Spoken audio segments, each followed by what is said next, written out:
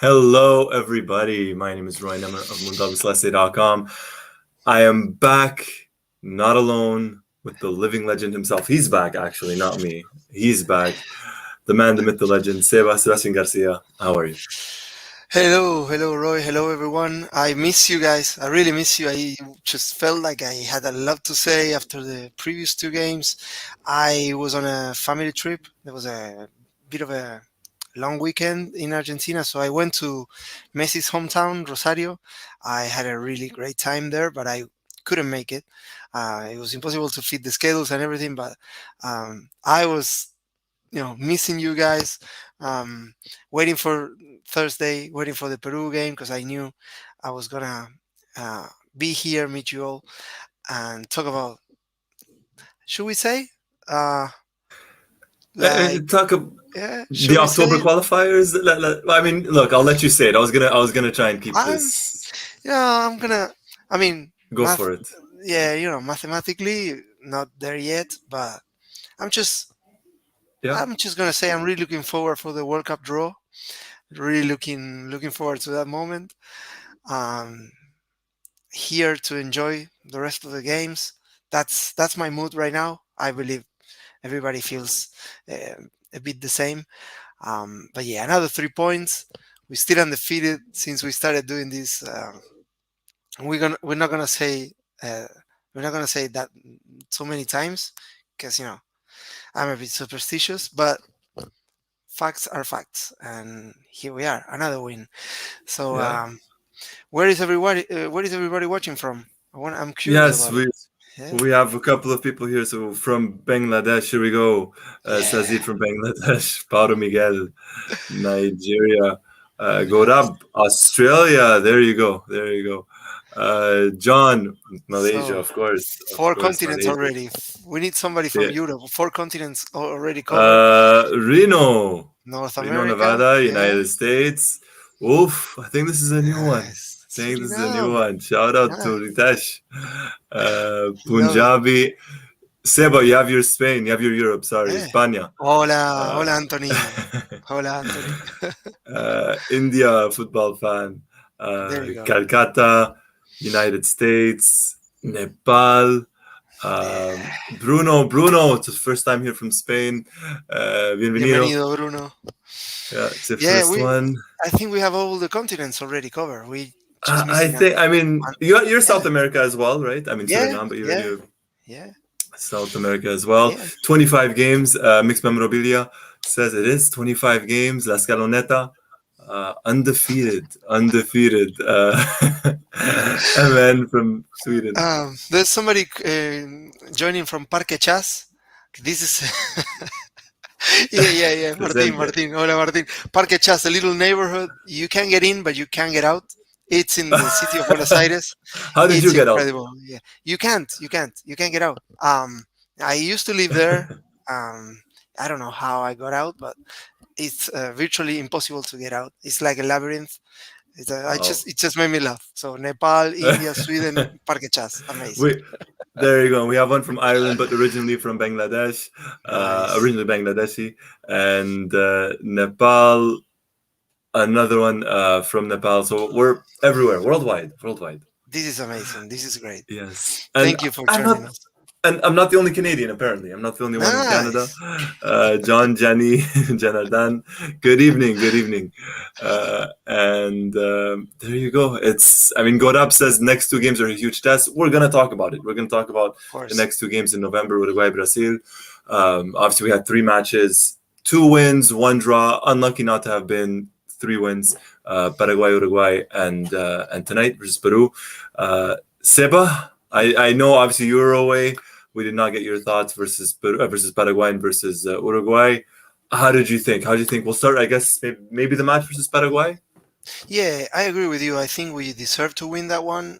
It's one of those games. If the first chance goes in, then the rest will start flooding. And like tonight, we're going to talk about tonight um, because Peru never lost their shape. And if we would have scored against Paraguay, they would have had to go for it and they would have had to change their shape, formation, their intensity, mentality, and everything. We couldn't break them. We could have. scored a couple there. But yeah, fair play to Paraguay. They did, and they could have win it near the end. But I agree with you. We were unlucky not to win all three games. I think we were superior to all three teams we faced. And then about Uruguay, I have all the time in my. I have all the time you want. I mean, that was a complete performance in a classic Yeah, game that we always fight very hard for every inch against Uruguay. It's never easy. We could have gone behind in the scoring in the score yeah, really early on, and then we just took them apart. It was a complete performance, amazing, as best as good as any performance from recent times that I can remember. Yeah, I'll yeah. put the Copa America final up there, but then I mean that was a It's demolition. that was something we discussed in the last video versus Uruguay, and I want obviously, Seb, I want your opinion. I want everyone else's opinion here. The last time, Copa America match aside, the final, the last time Argentina had a complete performance or as good of a performance as they did versus Uruguay, if I'm not mistaken, John, I think mentioned last time maybe versus Serbia and Montenegro. I Right. want to say probably one of Sabella's matches in charge. And we Yeah. had a couple of matches there where, even versus Uruguay, I remember, if I'm not mistaken, it was in Mendoza or Cordoba, but actually maybe it could have been Cordoba. Again, it was a 3-0 win where it was a Yeah. complete performance. And it's been a while. It didn't happen under Tata Martino. It didn't really happen under Bausa or anyone else. So Yeah. I can't And remember. I can't.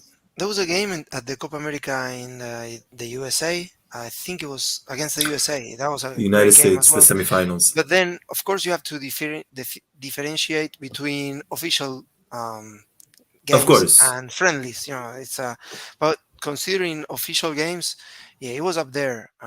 It was brilliant, absolutely brilliant. And of course, having the home fans there, being recently crowned as Copa America champions, there's a whole new different vibe. There's a new connection between the national team and the fans in Argentina, uh, which makes it a bit more special. Yeah. Um, We it's, we had a couple of comments here. AJ writes Sabella against Ecuador 4-0. If I'm not mistaken, Seba, I think you went to that match, or am I mistaken? I went to the defeat against against Ecuador Against the other. Okay, under sorry. Martino, but I Under, went to so many of the recent World Cup qualifiers for yeah. Argentina. I don't think I was at that particular game. I went No. Okay. to see Argentina under Sabella in those qualifiers, but I think I missed that one. Okay. Yeah, I don't know why. Even for some reason, I thought you had went to that one. Maybe it was the Peru match. I'm mixing it no, up. It's been a couple of no, years. but no, but maybe yeah, it was a game against Ecuador. I went there. It was freezing. We lost 2-0, and that Yeah. that was really bad. That was really really bad. That was the Um, first match of the qualifiers, I think, for yes, yes, yes, 2018. yes, it was. Yeah. Oh, I remember It that. was, I remember it that. was Uh, horrible. it wasn't But very good. let's fast forward to tonight This and one. and Yes. talk about this game. Oof. What do you think? What did you I, think of the performance? the score line could have been more. I think 1-0 probably flatters Peru. It's difficult to tell because obviously we created a couple of chances in the first half. De Paul's cross, inside the penalty area, no one got to it. Then you had the Di Maria pass into Lautaro, and Lautaro could have taken the chance. He let it go. Obviously, thought Mm. Messi was behind him. But then you get the penalty kick as well, which we're going to talk about. And look, I'll say this: a couple of players looked a little bit tired. Someone who did not look tired, Rodrigo de Paul. If you have all the time in the world to talk about Uruguay, I have Yeah, all the time in the world to talk about Rodrigo de Paul throughout these past three yeah, matches. But look, job was done. 1-0. Doesn't always have to be a dominant performance like they did versus Uruguay or even versus Paraguay. But they got the 3 points. It's what was needed, and at the same time, no yellow cards because we yeah, had 10 players on yellow cards, and Uruguay next month and Brazil after that. So I thought job well done. I thought Scaloni managed the match pretty well. Second half, Peru got some chances or got more of the ball, which I think is normal. They were never just going to sit back, and this is a Peru side that has grown since the summer. Obviously made semifinals of the Copa America, but I thought overall it was a good performance. I know your boy Lautaro Martinez right away. We got the message, first touch, first time goal. But look, I'm glad for the 3 points. I'm happy for no injuries and no suspensions. Yeah, no, I mean, there's always this internal joke Roy and I Yes. have, not because not for anything in particular. It's just because I've been following Lautaro Martinez's entire career because I saw him making his professional debut for Racing, and I always sensed that he was a bit special, and to see him, coming of age, scoring yet again. And I always mentioned to Roy really early on, even I think it was just when he was starting to be called up to the national team, and I said, Hmm. this boy, for once, he doesn't need too many chances to put them away, and then he scores a lot of goals. A high percentage of his goals are with his first touch, and tonight was another proof of that. He didn't have a lot of clear opportunities in front of goal. I think he only had that one, like He clear only had cut. that one, yeah, Yeah, and he had the one that he let go to Messi, but yeah, that was the only, that was it. and he scored with the first touch. So I read the statistic. It's one goal every 136 minutes, which is which is really, because he's got 17 goals in 32 games, but he almost never plays the full 90 minutes. Yeah. Or you have to consider some of those appearances were him coming from the bench. So it's not like he's playing complete games. He plays 65 minutes, 67, Hmm. 70 minutes, something like that. But he scores a goal every 136 minutes, and that is huge. I think it's fantastic to see that you have a number nine that you can rely on. Yeah. And one that, because I'll just bring this up now. And this is from the website Transfer Market. So I'm just going to share my screen Mhm. regarding Lautaro right here. Here we go. So we are live. So sometimes this might Yeah. take this might take a minute or two. There you go, and we'll put this full screen. So this is Lautaro Martinez with the national team. So his first match, he played 31 minutes versus Spain. It was the 6-1 loss. That was under Sampaoli. Yes.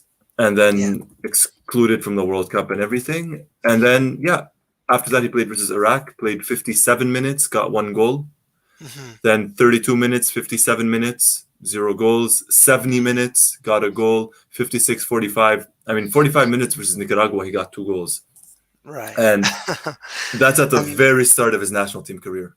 and only a couple of 90-minute matches, right? Against Brazil, I can see here, if my Yeah, so site is not. versus, Yeah, yeah, that was the versus semi-final Brazil. in the Copa America when we got robbed. But Yes. anyway, but then And you see, he almost never plays the entire 90 no, minutes. 90. I This mean, is 3 goals versus Mexico in 45 minutes.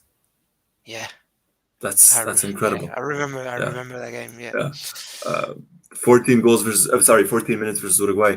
So he's not getting those 90 minutes, and more often than not, he's getting probably around Hours. six, yeah, 60 to 80 minutes.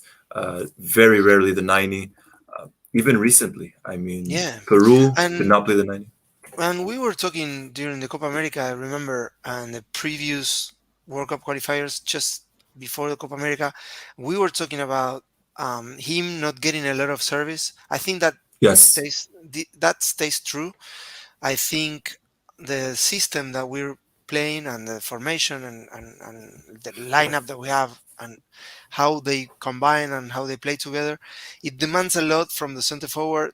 It demands a lot of tracking back, covering, pressuring. He's not Hmm. just there sitting there waiting for the ball to No. come to him. So that is another thing to consider. But Absolutely. amazing, And amazing that he got another goal. Yeah. yeah, he's been on fire. He's been on fire, and we missed him versus Peru. We're not going to go back too much to that, but when Joaquin Correa was there, Joaquin Correa off the ball, Oh, tracked back, against Paraguay. defended Yeah, well. Sorry, versus Paraguay, not Peru. yeah, Excuse me, versus Paraguay. He played well. Correa did well. He did everything but score. And yeah, in that match, Lautaro with those chances probably could have had two goals, maybe even three. And we missed Lautaro in that match, and I mean, his goal tonight was impressive. That yeah. cross, the speed that he got, the power that he got, the placement, not easy, not easy, No, and a no. big goal right before the half. Yeah, and you mentioned the ball. He's not gonna get Yes, credit for an assist because it wasn't his assist, but the pass in the build-up, I think that was what broke Peru's defense. I think it yeah, was instrumental for Molina to reach there in a position to send the cross. He didn't have to adjust. It was the first touch. That ball was perfect between the lines, between a couple of Peruvian defenders, and then Molina. All he had to do was cross it for Lautaro, and the rest was perfect execution for everybody. But um, that that ball from the ball that takes something very special. He played a couple wow, in the last few games. He played some incredible and defense splitting passes between the lines. I mean, and he's playing at a level. He's playing at a level that really frightens me. It's like too much at times. he's playing at a very high level. I tweeted this out during the match. I said he's playing as well as any midfielder in the world right now in his position. Uh, I can't think of another midfielder in his position that you could say, wow, he has eclipsed De Paul or anything like that. De Paul in these qualifiers, and what I'm liking about Scaloni, or what I like specifically in the past couple of matches, if we look here, versus Peru. Okay, well, I mean the stats are not out yet, but versus Uruguay played 65 minutes, Paraguay 67, Bolivia 82, Venezuela 72. Copa America Copa America played the full 90 pretty much every single match except versus Paraguay. But in these qualifiers, Scaloni is using him very, very well. He's Yeah, looking sharp. He's looking. He is that the heartbeat of that midfield. yeah. Also, he's He, one yellow card away from missing a game, so that was another. That's another thing to consider. He has yeah, to consider that, and he plays in a role in a position where he's very exposed to to getting a getting a yellow yellow card. card for Yes, a ground duel it's, or or missed anything. tackle. Yeah, yeah, yeah, yeah, Yeah, it's look, we're lucky to have him because for yeah, me, in my opinion, versus Uruguay and tonight once more versus Peru, he was the man of the match. yeah. He was the man of the match, and And uh, was Roy and everybody? This is a question for everybody. But was there anything that worried you tonight about the performance or any particular moment of the game? I have I something mean, that worried me a little bit, but I just wanted to put that question out there for yeah. everybody to contribute. All right. Yeah, as well. I mean, we'll start with this. So, John writes, I'm worried about the defense. Top teams from Europe and Brazil would give us a hard time. And for me, I saw that slightly in the second half with the penalty. And there was another chance that Peru had. It was kind of like, I guess, a through ball behind Romero, who had stepped up a little bit, and Otamendi was beaten for pace. I could see teams, European teams, or any team really, kind of using that and trying to expose us. That's one that I guess kind of pops up. And I mean, here we go once more, worried about our defense against a pacey forward. Yeah, and Seba? yeah, because Peru today they had a penalty kick without creating many chances, without putting us under a lot of pressure. It was just one very very well placed pass from Yotun Yeah. and Farfan. I think Farfan won that penalty. He wasn't. I mean, That he was a started penalty. falling. Yeah, he started falling before That was he not a got penalty. to Dibu. But I see what you mean. I see what you guys mean about being concerned about facing tougher For, opposition. for me, it's But the lack of pace. yeah. But at the same time, I would say that tonight the two center backs and the entire defense had a lot of ground to cover because we were always we were always playing really near Gallese, and we were always in possession. And I don't think we're gonna be, if we have to face top European opposition, or even Brazil. We play Brazil. We didn't get too exposed Right. We're because not going to we open didn't. up. Yeah, exactly. So, you know, I think those are the things that may put you at risk again in these kind of games for an isolated incident or stuff like that, because Mhm. your center backs are always closer to the midfield line than to Dibu Martinez. Yeah. And so yeah, I'm not hugely scared about that, and I would think that facing tougher opposition, we're not gonna be as exposed in that sense. So I think that a lot depends on the context, but yeah, Mhm. at the same time, yeah, it was worrying that Peru could have equalized, could have taken a point in a game that they shouldn't be anywhere near us. So Yeah. that was something to. But then at the same time, we have a goalkeeper that seems to intimidate the hell out of He everybody. he was he I was going to say he guessed, but he went the right way. Yeah, He went, I mean, on that penalty, it hit the crossbar, but it was Martinez was just in your face, and he was talking, and he waited. He really waited till the last second, till that kick was taken, before he decided what side he was going to go on. It hit the crossbar, but if we go back and watch it, if we go back and watch the penalty, he still raised his arm towards that side. It's not like he went the wrong way, and there's something. I don't know. I don't know. and you know what? I'm not as worried. Obviously everybody here remembers the the performance that he gave in the penalty shootout against Of Colombia course. in Copa America. He was saying, "I will eat you alive." Mira que te Yeah. como. Um, in Spanish, that means I'll eat you alive.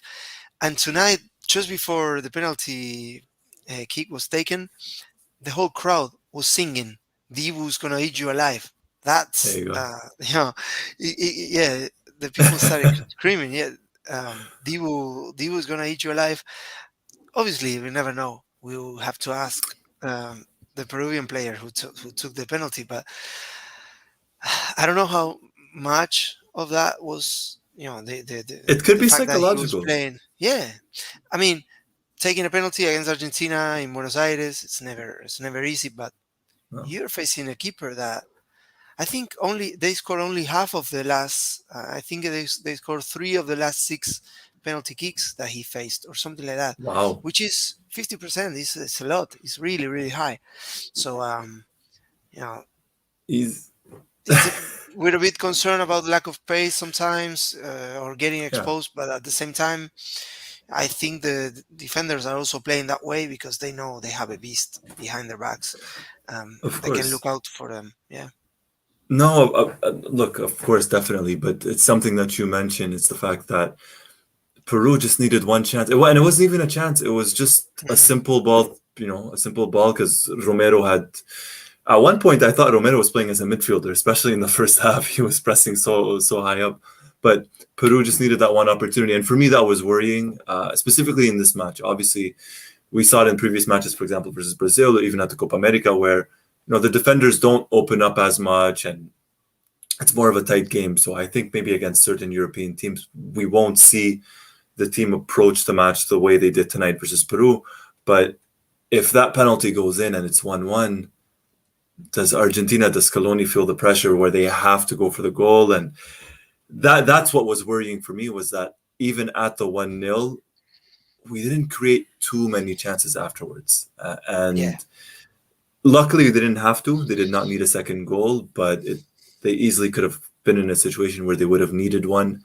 And I'm not sure if we have someone on the bench that could come on and score that goal.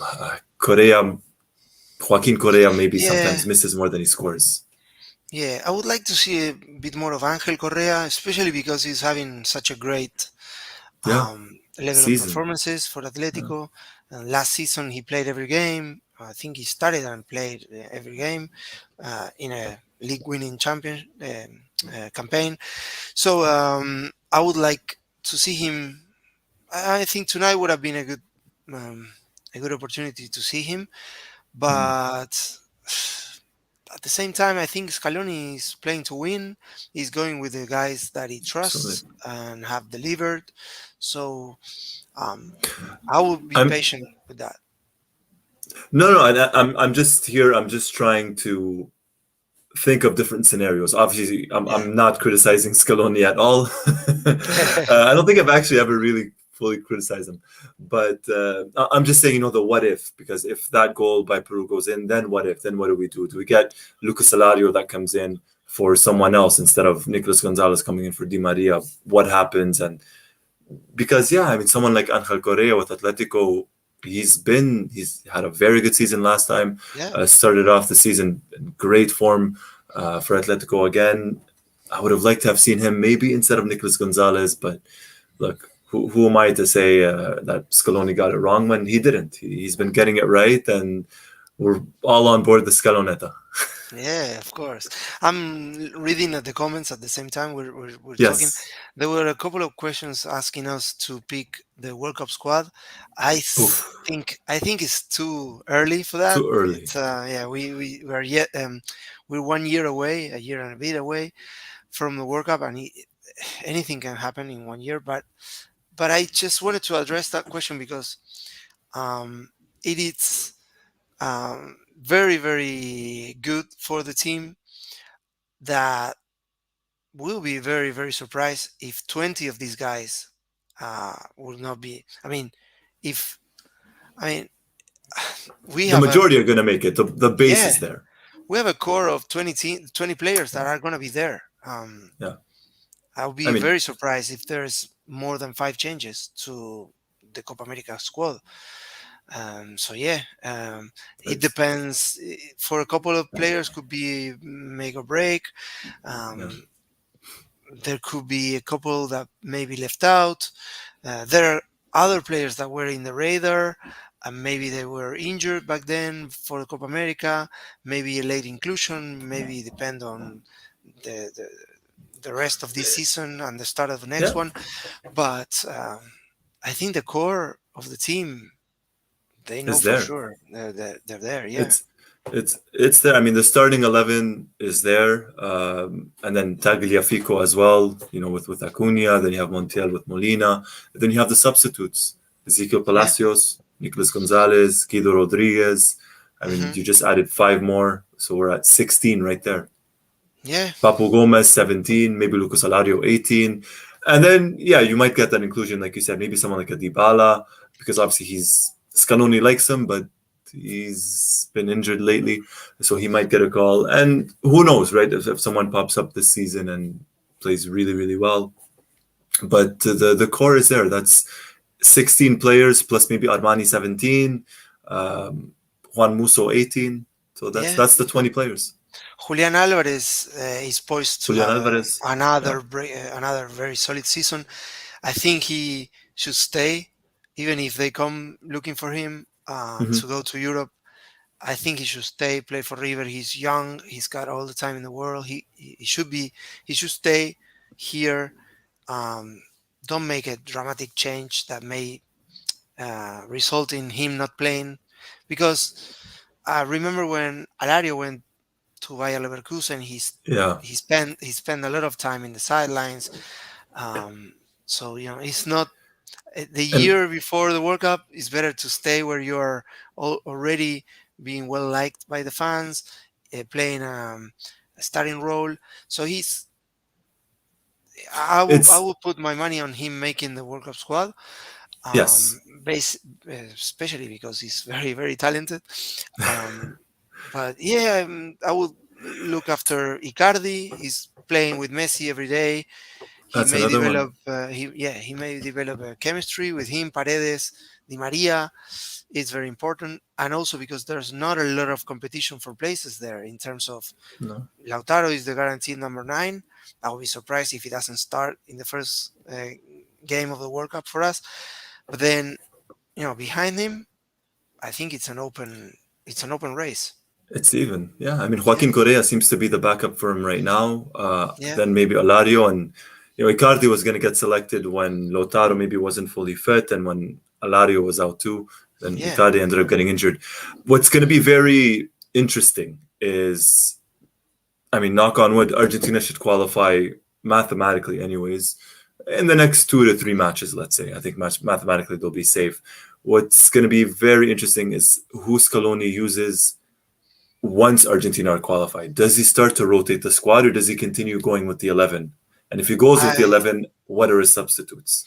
I think he's not gonna make a lot of changes because you don't get a lot of if you're a national team manager, you don't get a lot of time with your players. So basically, you're making up for lack of trainings by playing, by trying different scenarios, but with at least with the same core of players.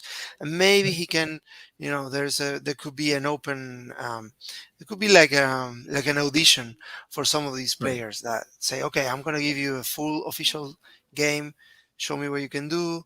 Um, See how some players can interact with others, and also there's going to be suspensions. Of um, course. Chances are there's going to be some injuries as well, knocking on wood that there's not going to be too many, but I like what I'm seeing.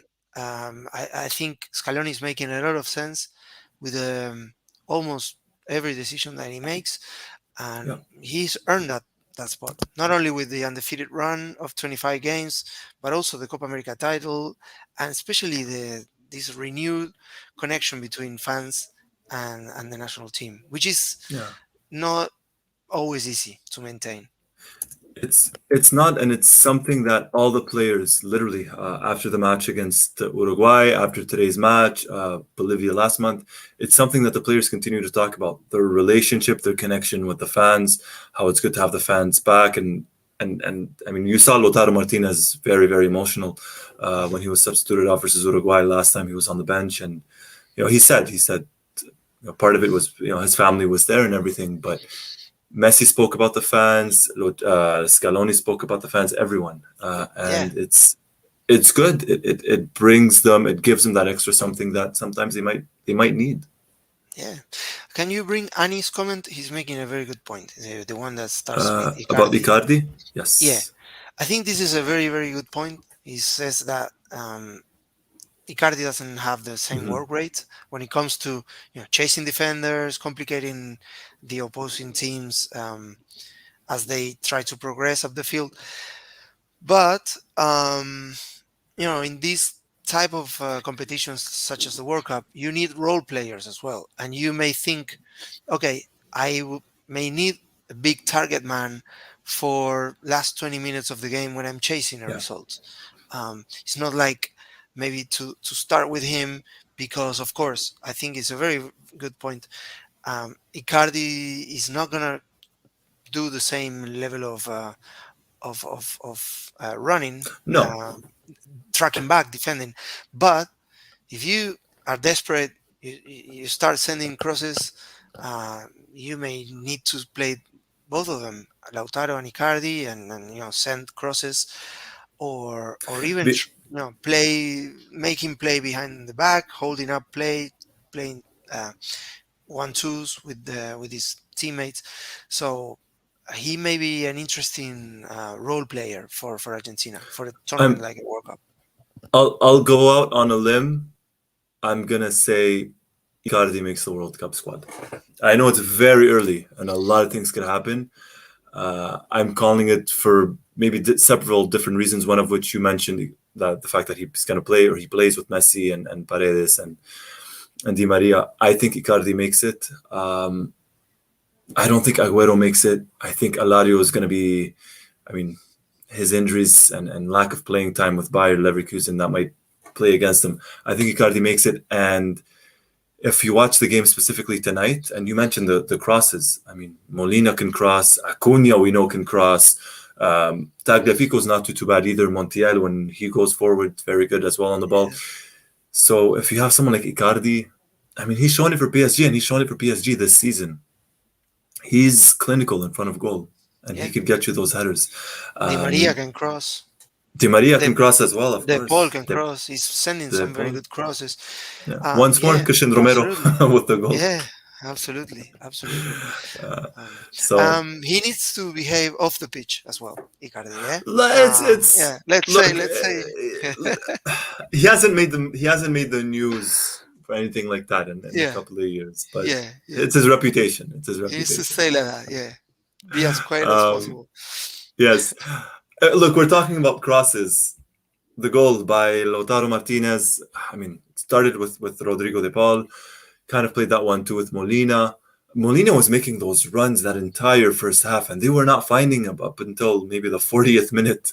And then sends in that cross. Lautaro Martinez, Lautaro with the goal. 17 goals. What a goal. Yeah, What a goal by I think Lautaro. he hits the ball and he touches the elbow, sorry, Shoulder? the shoulder, and kind of has this crazy effect. It was very difficult for Garcia because he was coming really up top. I think the defender did all he could. It wasn't an easy Yeah. header. It wasn't an easy chance. No. So No. yeah, really, really happy Can't. with that goal. How well he took it. Yeah. And I'm really, really happy with the results in South America. Not You just are, not just yeah. our results. I Bring don't know up if the you. table. Bring up the Let's table. bring it Yeah. up. Let's bring it up. Let's Why? see. Why are you happy? Yeah, I wonder. I wonder why I'm very, very happy with that. Let's go here. Let's share the screen. All right. So, if we take a look, I mean, Argentina's in second place, maintained Brazil first. Now the gap is there. Now we've created that 8 point gap. Ecuador third with 17 points, Colombia on 16, Uruguay on 16. And I'll tell you Yeah. what, it's And we have from a game in eight, hand. and we have a game in hand. But I mean, Paraguay and Bolivia on 12, Chile on 13, Uruguay 16. You're talking about, I mean, 4 points, a 3 point difference. That's nothing. I mean, it's not nothing, but that's one match, and a team like Uruguay could very, very easily be in eighth place come the next round, Hmm. very easily. Yeah. And take a Yeah, look no, no. here. This week was brutal for Paraguay, for example. Oh It my, was very important for Chile because they were really down and out. yes. Especially like emotionally, I felt like they were a shadow of their own of themselves. They they were lucky to get a draw against us. Yeah, yeah, They were absolutely. lucky. But then they were dropping points everywhere. Yeah. But to come up with a couple of results, they won very easily tonight. They beat Paraguay on Sunday. What was the result for them in the first Uh, game of this there we go. round? So there you go, Uh, 2-0 against Paraguay at home, and yeah. before that, And oh, they they lost lost to 2-0 Peru. versus Peru. Yeah, they recovered quite well from that Yeah. defeat. When they lost to Peru, it was like, oh, they're really at the bottom. But Yeah. then they scored, they got 6 points from 2 games, and all of a sudden they look in contention again. And tonight But there was a very big and controversial incident when yes. Jerry Mina scored the winner for Colombia really late on, and they took, I don't know how many, I don't know how long they took to review it and to rule it out using It was VAR. 10 minutes in injury time. It's crazy. It was crazy. That win would have put Colombia in third position Yeah. and surpass Ecuador. So it was a very big result for Ecuador. There, they look comfortable, I think. Especially they have a very big goal difference, and Hmm. Uruguay's goal difference took a hell of a beating tonight. Oof. Um, And the yeah, past two Brazil were matches, brilliant. I mean, minus Yeah, six. yeah, Sorry, minus seven. Minus yeah. seven. Sorry. They lost four. Or no, minus six. Sorry, they scored. Minus My six. Yeah, you were apologies. right. Yeah, you were right. So, what about Bolivia? If they win in the altitude, all the games that no, I mean, if they win all the games remaining in the altitude and they beat Venezuela away, they have a very solid chance. I mean, for Bolivia up next, I mean, them and Peru, you have to think Peru are maybe the favorites for this one, but Mhm. this is going to be a big one next month for Uruguay because they're facing Bolivia, and at altitude, that's going to be difficult. That's going to be difficult. But so, how many matches does Bolivia have left at home? One, I think three of them are at home. Two versus Chile. That's gonna be Uruguay, interesting. Chile, that's gonna be huge, That's Uruguay, Chile, Brazil. and Brazil. Ah, But Brazil that's gonna already be qualified, going to the altitude. I mean, potentially 9 points. Let's say yeah, I think so. And if they that's win one game that. away against Venezuela, That's 4 point. That's 13 points. Yeah, that yeah, would bring them up to 25 points. 25 points, which is 24, 25 has been the magic number to qualify Hmm. in South America. It's I had a tweet about this.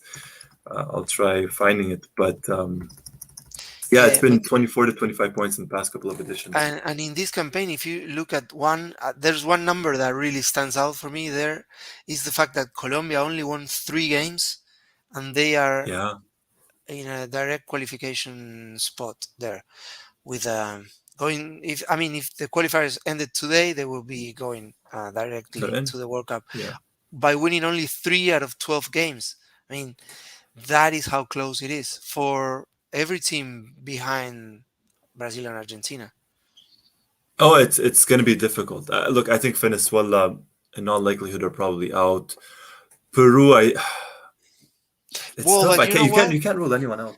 But there's a fact about Peru. They already played twice against Brazil and twice against Argentina. So, in theory, they have the easiest running in terms of fixture, and they have direct games. They have a game against Venezuela in hand as well. So, Peru, I wouldn't be surprised if they put a run of results together and they really climb up the table. Good. Hmm. Hmm. Paraguay, I think it's too late for them. Paraguay, I yeah, they mean, really, yeah, that's they're the. I really mean, they struggling. have. Trying to see Well, who they they have left. fired the manager tonight. They Yeah, fired yeah. Eduardo Berizzo, so Berizzo. we'll see. We'll Uh, see there. who they Oof. appoint. Paraguay, Chile next. Hmm. That's going to be massive, and then Yeah, Paraguay's away to Colombia. I don't see them winning there.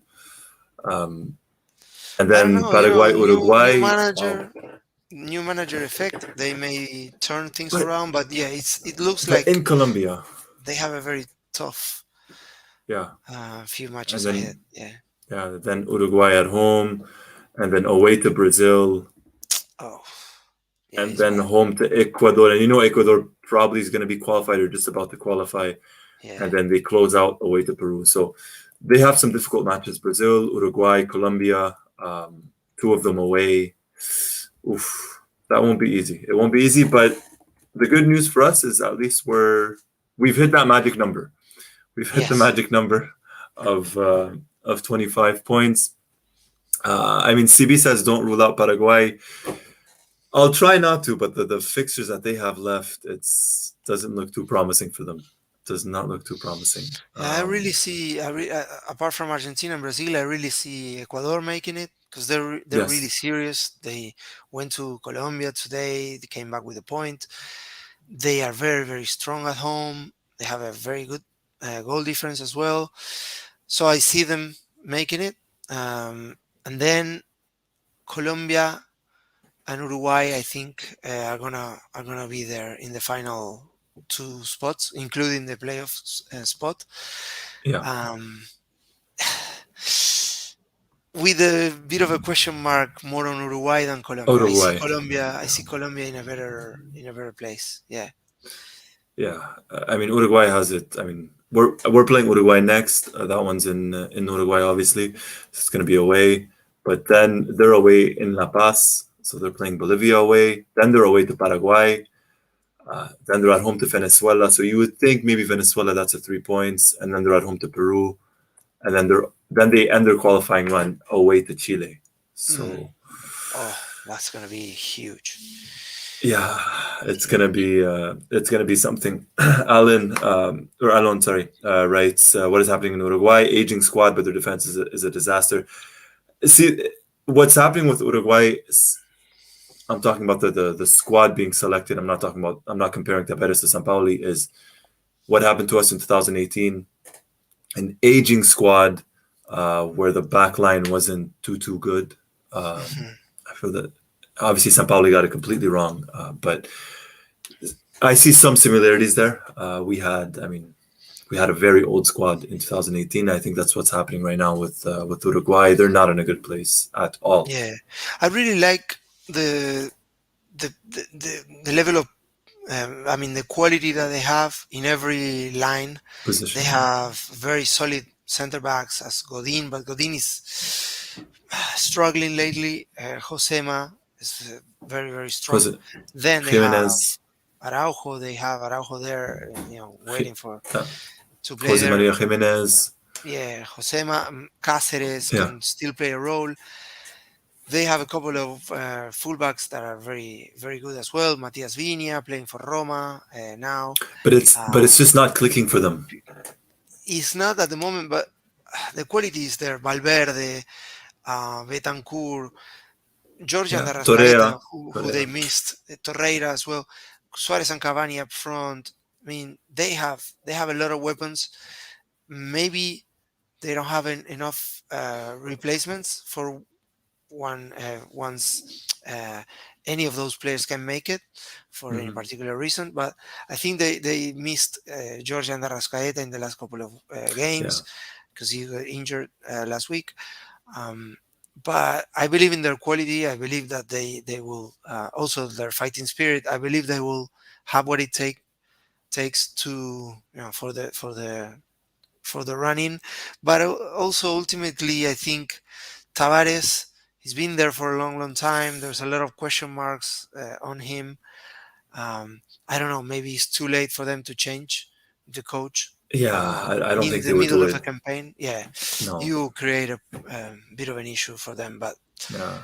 it's not a good situation for them right now. They have to trust No. their quality. They have to trust their ability and their quality. The the quality is there. The experience is there. The Yeah. experience is there. It's not really clicking. It's just not Mhm. clicking for several different reasons. But it's clicking for us, and that's what's important. It's clicking for us, Uh, and in terms of clicking, click that subscribe button. Everybody, click that like button if you like what you see. Liking what you see, Seba. Any man of the match tonight? yeah. Who did you No, like to see? apart from my face, I'm liking everything here. So,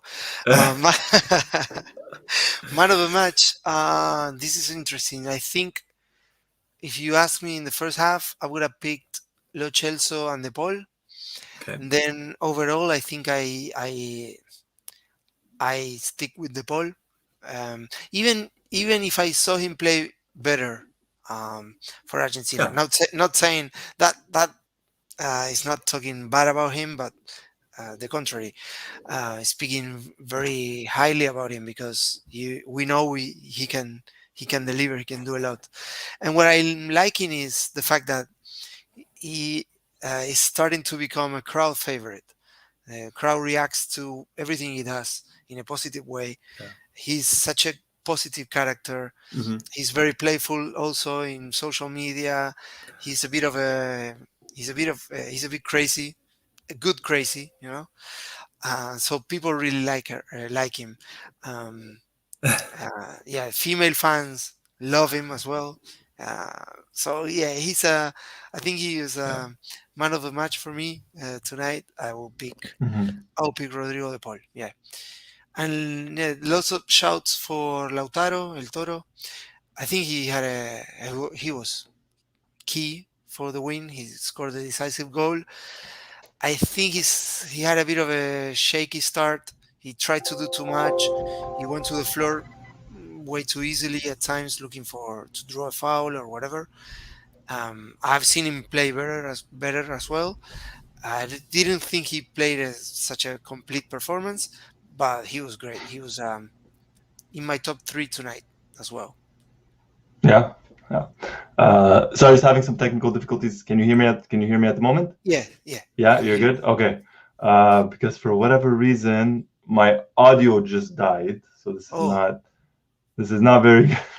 you can hear us? Let's see You can hear something. me, or Okay, you can hear we're me? good. Uh There's a bit of a it's weird. music Give there. me Yeah. one No problem. No sec. problem. This is very odd because I hear all the noise coming out, but I can't hear Seba. Um This is very interesting. This is very, very interesting. It's the first time this This is ever live. happened. This is live So what I'm gonna television. do is this. I'm gonna try and get. Wait. I have backup headphones. This is gonna be fun.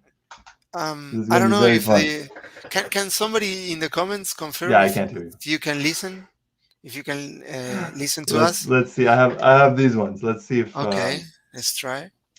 these ones work here.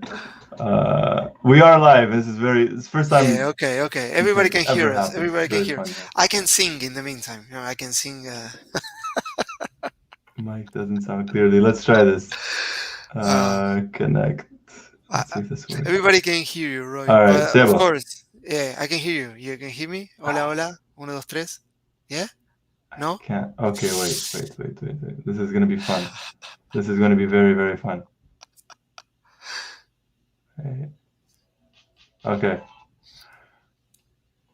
I know what's going on. Hola. I'm fixing this right now. Vamos, Argentina. Try this here. All right. Don't tell Roy, but I think he's wearing Chile There you go. headphones. He didn't hear me, right? Yeah, this is a secret between you and I and us. Yeah, there you go. I'll just try and go back and rewind. Oh no! There you Well- go. There you go. We're back. Oh my god. All right. This is why I don't like wireless headphones. They just died, and I thought they were fully charged. And we were actually talking about them. Seba cursed me before we went on the air. What a curse! Saying, I said, headphones. I really love your headphones, and I have a lot of witnesses here that can vouch for that. There you go. Okay, all right. Daniel says not even Dio can save this. Oh, I like that. Yeah, that was a good one. I don't know what happened, and the settings were correct, but I had to close the browser and reopen it. So there you go. So your man of the match? My man of the match, I repeat, is Rodrigo Javier de Paul. Okay. I would put Giovanni Lo Celso there. He did a lot of how you call it, quiet, very important work, and he played a lot of lovely passes that with a lot of intent. So I think he was very good today. And Lautaro. Those are my three picks for tonight. Those are the top three. All right. I know everybody was kind of distracted with what was going on, so I don't think I saw many top three. I think I saw a couple of here. No, I can't find. So give us your top three, everybody. Now, Roy, let me tell you, there was one guy who said you are wearing Chile headphones. I think it was a bit. No, there was one guy who said it was Chile headphones. Was that you? I feel that was you. That was you. Because I'm going back in the chat. That was Seba.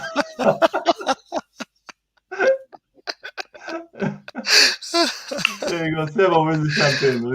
No, I had. I'm drinking water. I had a bit of wine. I had a cup. I have a bit of personal news that were really, really good. Really good. I will keep it as a secret, but trust me, there was really good news that I was waiting for a long time.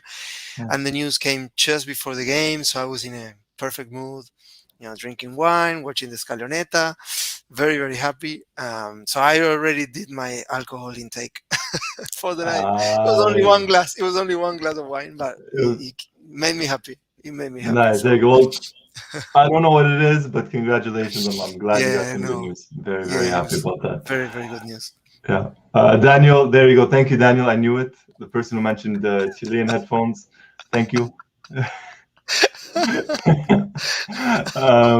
The top three. Let's go back to the top three a little bit. So Lautaro Martinez, Lo Celso, and Rodrigo de Paul.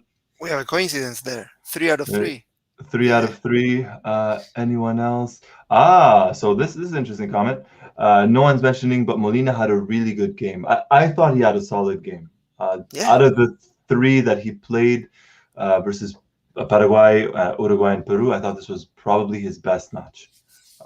He was involved, even without the goal. I thought he was involved a lot in the attack, and not too bad defensively either. Seba, you got some congratulations. There you go. Yeah, this is amazing. I'm reading all the comments. A lot of love. Thank you guys. Really There you go. appreciate that. Congrats. MN asks, did you guys see Messi's post?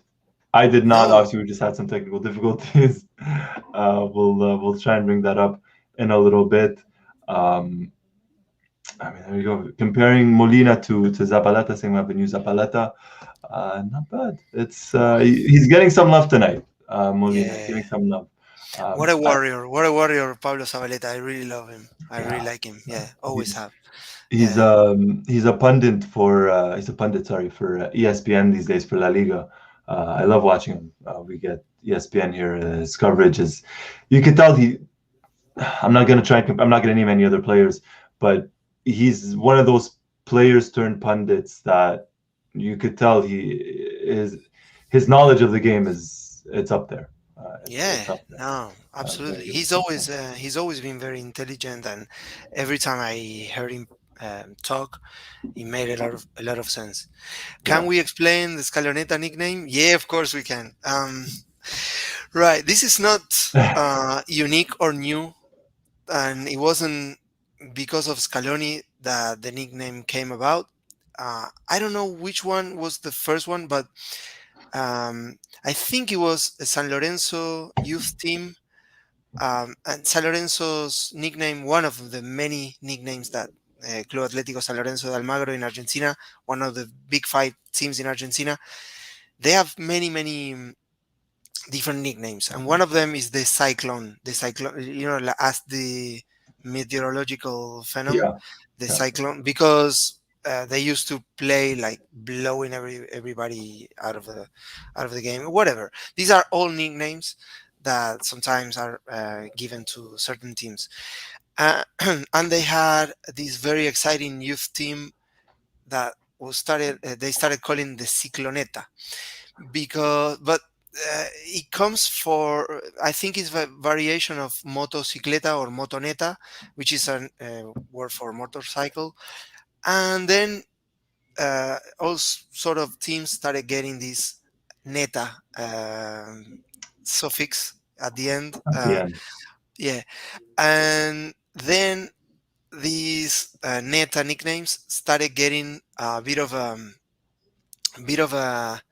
connotation that was a bit negative, such as making fun of it, and they started saying whatever. I can't think of an example here, but then it made the whole 360 circle, and it became again something positive. And so they started saying, okay, this is the Scalonetta, but yeah, that's the meaning behind it. And now everybody is embracing this, and everybody is talking about Scalonetta. There's even memes with a motorcycle with Scaloni's face in it, saying hop on, jump on the Scalonetta. So you could say it means the Scaloni's machine, as Bruno is pointing out. But the real origin of the name, I believe it traces back to the Scalonetta back in the 80s or the 90s. You have all sorts of examples. Maybe I can prepare for this because I just read the comment and I wasn't prepared for with the history of the nickname, but I can prepare different examples to give you. There's still some that are being used in a detrimental way, like currently for Racing Club in Argentina, the manager is called Claudio Úbeda and the nickname is Sifon, so they call it the Sifonetta, but not in a good way. So there you go. So that's our little lesson. I do have Messi's Instagram post, and it is a very interesting one. Bring it. It's a very interesting one. Let me put this full screen. Here, I'll take this off. So essentially, it's the second or third sentence. It's this part here. All right, so I'll translate that. Okay, he Yeah. says this was a tough match, very difficult to play. There was a lot of wind. They were all playing really deep down, leaving very little spaces for us. The referee, every time he referees one of our Coaches us. games, does Yeah. the Sorry. same. Yeah. Referee. Sorry. Yeah. Yeah, it seems as if he did it on purpose, but well, we got three important points, getting us closer to our main goal. So yeah, he's got a proper dig at the referee. You know Yeah. what? And it was Brazilian Yeah, referee too. yeah. And I think he was very, very quick to point at the penalty spot in the incident when he gave a Yeah. penalty to Peru. Yeah. I don't think there was a, I don't think there was a penalty, but every little close Every 50-50 decision, chance went yeah, Peru's way. yeah. And also, well, I think it was a foul from Guido Rodriguez when he scored the header in the second half. Yeah. That was. But he was also very quick to to call that. But yeah, that was like Messi in the Copa America in Brazil, not the last one, but the Yeah. previous. He dropped bombs north and south and east and west. And no, but it's I mean, someone in the chat says, Sazid says, that's what leaders do. It's nice to see him embrace this role and take this role on and be more vocal. But yeah, I mean, look, was there contact by Martinez on the penalty? There was, but he was going down even before the contact. Yeah, if you look at it, it's a clear simulation. It's a clear, I think a lot of players do, but this was blatant. I mean, this was so obvious. But yeah, there was contact, yeah, but I think it was provoked more than anything. Yeah, he started. Yeah. If you look at it again, he started this motion of falling to provoke the Yeah, contact. Yeah. he knew what he was doing. It was he was clever. He was smart about it. He knew what he was doing. Was there contact by Martinez? Yes, I think very little contact. I really think very little contact. But I mean, he was going down even before that. Even before that. But thank you to, I can't remember who it was, to whoever pointed that out to us to take a look at Messi's latest post. Thank you for that. Did you? There's a comment from MN about the shithousery from Otamendi and Romero. Yeah, I could get that. Yeah, can you show that to the audience? That was I called it synchronized shithousery. Shithousery should be an Olympic sport. Let's see. Very soon. There we go. I have it here. Let's just bring it up on screen. So for those that missed it, this was right after. Well, this was before and after the Peruvian penalty when it was missed, and you're gonna see Nicolas Otamendi and Christian Romero. Cuti Romero, yeah. Yeah. Let's bring this up. Here we go. Share, and we'll put this full screen for everybody to see.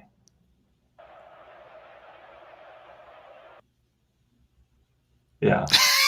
The little jump at the end. Look at the It little was jump. the same. It was a jump. Everybody, Yeah. both of them at the same time. It looks coordinated. I think they trained that. Yeah. I don't know. And This is a team that leaves nothing to chance. Yeah. And the thing is, you can't see Otamendi's facial expressions, but I'm pretty sure it's the same as Romero's. It's just that face. Oh, that was so great. Synchronized shithousery. We will be favorites. Number one to win in every event. Yeah. Well, Argentina and Brazil. Yeah. Brazil they're pretty good at it too. Yeah. They're pretty good at it too. Yeah, that was. Loved it. Seba, you sent that to me in the chat. During the match, so we had to tweet that one out. There you go. Yeah, there you go, Annie. Good to see that. Good to see they link well. They link up well. That's chemistry right there. That is. Yeah. Next up for Argentina, Uruguay, Brazil in November. That one will not be easy. Obviously, Uruguay away, Brazil at home. we still don't know what happened or what will happen to the match from September between Argentina and Brazil, but they do play once more next month. Do you want to touch a little bit about this now, Seba, Of or do we? course. Yeah, Yeah, yeah, yeah. Of course, we will talk about it next month yeah, when we're closer to the games. But again, I mean, two derby games coming up, two very, very intense clásicos. A couple of, I don't know. I'm not a mathematician or an expert in numbers, but this could be the double round of fixtures that brings us to the World Cup. I don't know if we can secure mathematically qualification. I know Brazil will definitely be there with a win or two. But it's gonna be really interesting. And there's something happening for the Brazil game. We're not gonna play it at the River Plate Stadium in Buenos Aires. We're going to go to a province called San Juan. It is located centrally in the country, but going getting closer to Chile. So in essence, it's going to be farthest from Brazil than Buenos Aires.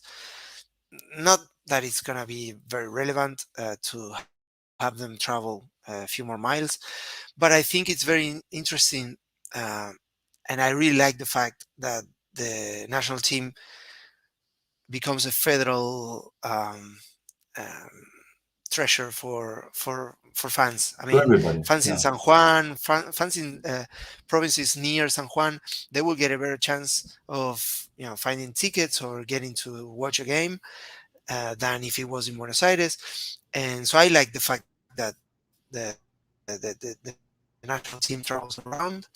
Um, so that's news. That's important. That's interesting to see. I'm pretty sure this is going to be the first time Brazil are going to be visiting San Juan. Um, and yeah, that will be interesting. And of course, playing Uruguay in Montevideo, I'm not sure which is going to be the venue because they've been playing away from the Centenario. They have been yeah. playing in the Parque Central, the Stadium for Nacional, or El Campeón del Siglo, the Stadium for Peñarol. So I don't know which one is going to be the venue.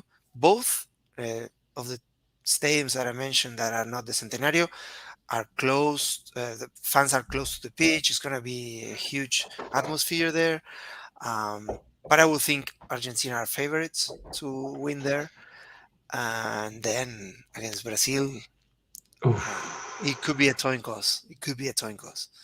that's Really yeah. salivating because we all left with a with a sour taste in our mouth after the game at the Maracanã got cancelled. Was it the Maracanã or was it a different stadium? It was Sao Paulo, right? Sao Paulo. It was in Sao Paulo. It was a Yeah, Corinthians stadium. yeah, Yeah, yeah. At the Maracanã, we beat them and we won the yeah, Copa it's America. America. Yeah, how could I forget?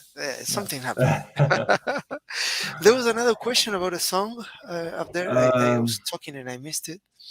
Mm, let's mm. see. Tell me, Tell the me the song name of that the song Argentina that players Argentina. sing after winning any trophy. Oh, I mean, Which there's a one is it? couple, but I don't know. Yeah, There were a couple of them. but because there's the Dale Campeón. It's Yeah, very traditional, that's the most common. Yeah, probably the most common but one. they're singing. They're singing one that says that de la mano de Leo Mesito, la vuelta La Vuelta vamos Vamos. But a they've been vivir. singing that. I remember they sang that in 2014, even at Yeah, the World Cup. yeah. I don't know. Yeah, I'm sorry, Dinesh. I'm trying my best here to answer your question, but I would need the tune. Which one is it? After winning Copa America, I mean, I'm guessing it's the Dale Campeón one. That's the one they sang on the Yeah, pitch, yeah. most likely. Um, yeah.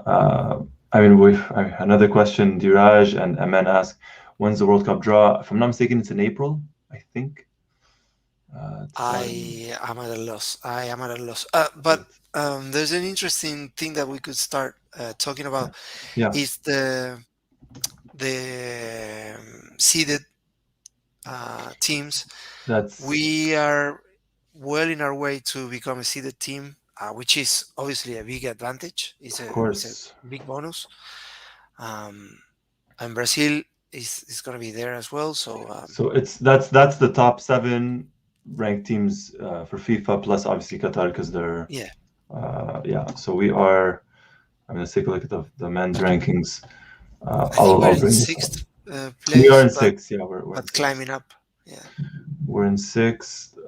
In the meantime, while you look for it, AJ is asking which team Argentina fans hate the most after Brazil.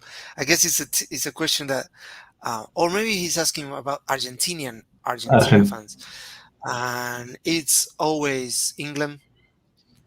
It's yeah, England, Brazil, yeah, those, and Germany, of course, due to due to the recent difficult results history. against them. Yeah. Yeah. So So that's the this FIFA is ranking. Yeah. yeah. So Belgium first, Brazil second, England third. I don't even know how England is third, but it's probably. I mean, getting the Nobody win knows. against San Marino and Luxembourg. No offense to them, but anyways. France four, Italy five, Argentina six, Portugal seven, oof, and Spain eight. So it's yeah, we need the Um, wins. what do France need to do to be the number one? I mean, they won the World Cup, they won the UEFA I Nations don't League. know. I don't. Um, well, They they didn't win the Euros, but but Belgium didn't win either. I know. But now I think in the next update, They'll climb I'm up. pretty sure. Yeah, I'm Yeah, pretty sure because France is gonna. England drew Hungary, I think, and then obviously France won the Nations League. So And they're only trailing England by 1 point, so they're yeah, they're definitely going up there. yeah, Italy beat Belgium at the same time for third place at the yeah. Nation League. Uh, Portugal won a couple of matches against Luxembourg. Spain are gonna go over Portugal. I'm pretty Yeah, sure. yeah. I mean, see what could help us is next month versus Brazil. If we get the win Yeah. versus Brazil, that would be a big boost. But yeah, we have to finish in the top seven because there is a slight gap here. I mean, 1674 to 1725. That's a pretty big gap. Yeah. That is a pretty big Yeah, gap. but I don't understand that there's a comment there. Daniel is saying, "Well, how are Brazil second?" But I could understand because they're winning like There, almost everything that they play. But yeah, how did they climb 14 points as opposed to us climbing only 10 points? From when? When? I mean, it's. I mean, we played. I think it's because who did they play last time in the qualifiers in September? did those count? Okay. That's why. Because we played Bolivia and we played. Hmm. I can't even remember who we played other than Bolivia on that. Well, Bolivia, then Brazil obviously was stopped, and Venezuela. That's why. Yeah, Ah, Venezuela is right. not a very high ranked team, um, and neither is Bolivia. Hmm. That's probably why. And I can't remember who Brazil played last time, but I think Chile. I think I'm not quite sure, but we are creating that gap at least between us. I mean, 1725, Italy 1735. What potentially helps us is that Italy lost at least. Yeah.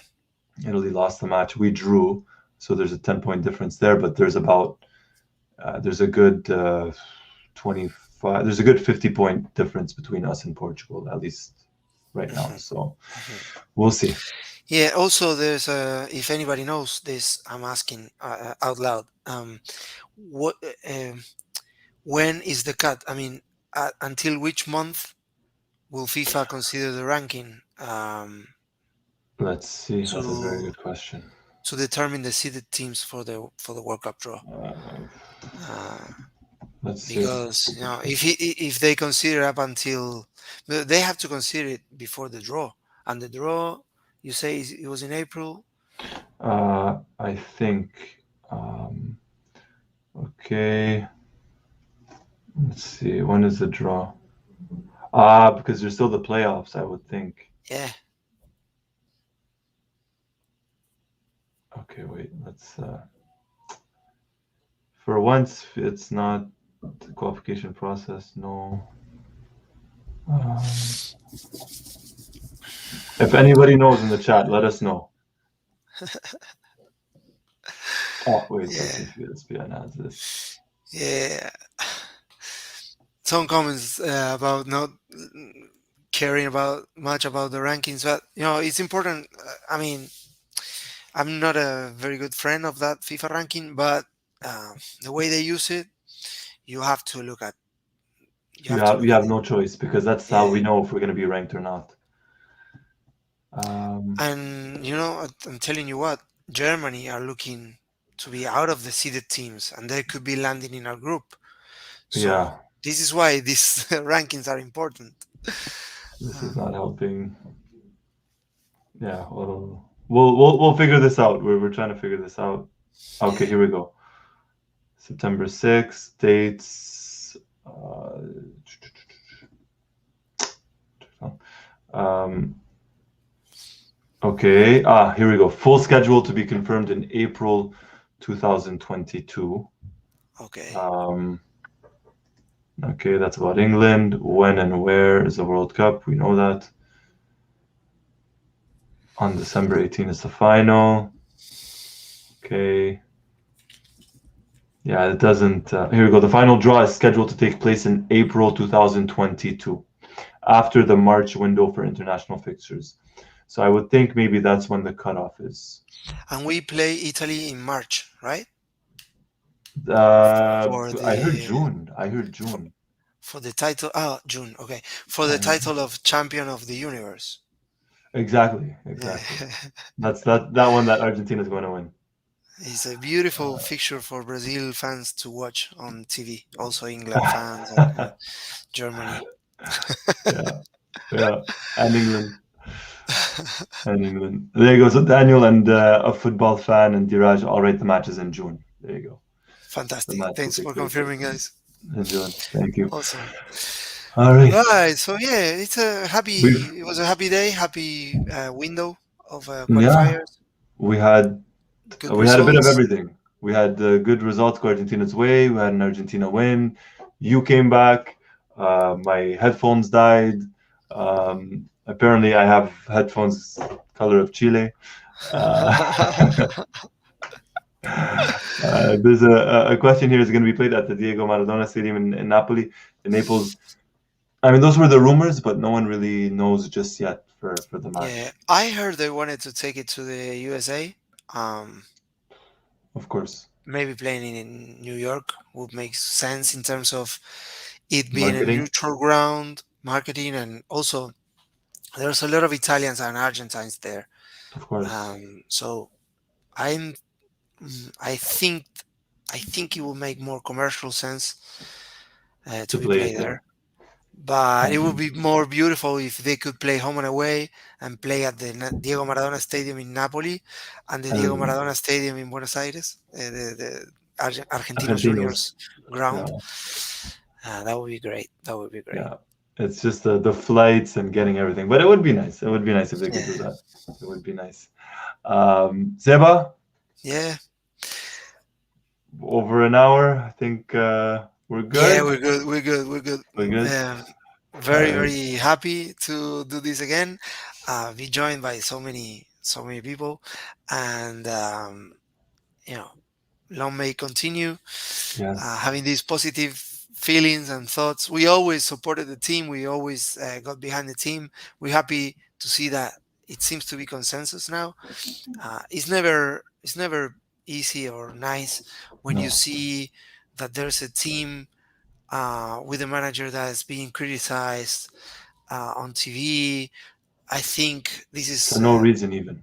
and for no reason, maybe hidden agendas, maybe there's interest somewhere in the For sure. media for some of the pundits or these TV muppets. Anyway, it's nice to see that uh, the team has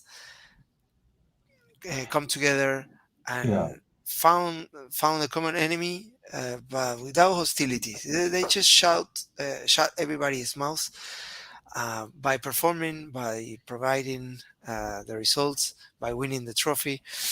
So it's very, very nice to see these positive vibes and to see the team, being used to play together, Mhm. having a lot of time to prepare. instead of changing players in between games, changing goalkeepers in the middle of a World Cup. It's very nice. It's very nice for a change. To have some stability. Yeah. To have some stability, yes. It's nice to Oh, have you back, Seba. and I Yes. wanted to take a moment. I Yes. know there's big celebrations, festivities in in Bangladesh, in parts of India. So I hope you have a very nice holidays and festivities with your family. Um, Best wishes to you all. Stay Okay. safe, and yeah, there you Yeah, go. and I did not know Festivities that. going on here. I did Yeah, not know I that, but heard. so there you go. I have some in the company I work for. There's an office in Mumbai, so they were talking about a festival coming up, um, Okay. which is, to my understanding, very as important as it is Christmas for Yeah. Western countries. So it's called Dashain. There you go. Thank you, Dinesh. Nepal as well. So happy Dashain for you guys. I hope that I Absolutely, pronounced that definitely. correctly, but I hope you have a good one. Yeah. Yeah, so hopefully everyone is safe, celebrate. I'm not even gonna attempt to pronounce that. I'm gonna let Seba pronounce it for me. But no, definitely, I didn't know. I was not Yeah. aware. I was not aware. So happy. Happy Scalonetta to all. Yeah. There you go. We'll go with Yeah. that. We'll go with that. Hopefully everybody is safe. Um, There you go. And Seba, glad to have you back. Thank you everybody for joining us. Always fun. Next month, two of the biggest matches for Argentina in South America versus Uruguay and versus Brazil. Um, there you go. So in India, Ha- it's Dushera. Dushera. Dushera. Happy Dushera to you There you guys. go. So be safe, everybody. Thank you everybody for joining us. Seba, thank you. Glad to have you back. It's not the same Always a without you. pleasure. Not the Always a same. pleasure. There you go. It's a Thank you. perfect pronunciation, Seba. And that's the best way to end this right Yeah. here. I think it So be, refers to how I pronounce Scalonetta, but I'll take it. I'll take it as a compliment. there you go. There you go. All right, everybody, be Thank you, safe. guys. Thank Yeah. you for joining us. Thank you, everybody. See you. Bye Bye. bye. Bye.